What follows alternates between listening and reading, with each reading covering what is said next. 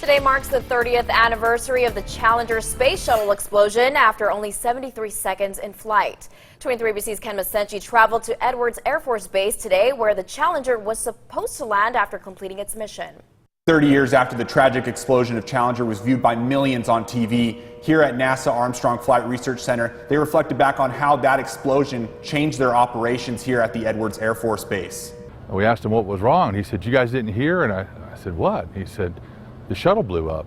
And we thought, "What? The shuttle blew up? You're kidding." 30 years later, and the image of the Challenger explosion still remains vivid in the memories of employees at NASA Armstrong Flight Research Center at Edwards Air Force Base.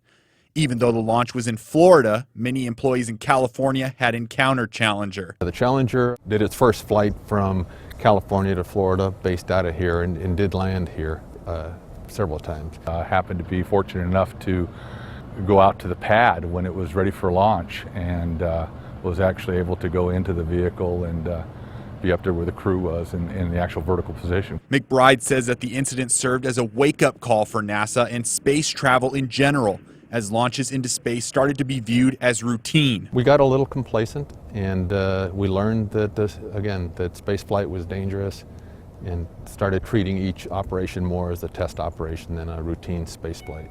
After the explosion, NASA decided to scrap its plans to launch the shuttle Discovery from Edwards Air Force Base, a project that Burkhart had been preparing to work on. Discovery was on its way. I was on an acceptance team that was going to go prepare the Discovery to come. NASA ended its space shuttle program in 2011, but the significance of missions like Challenger are still felt today. It became part of you.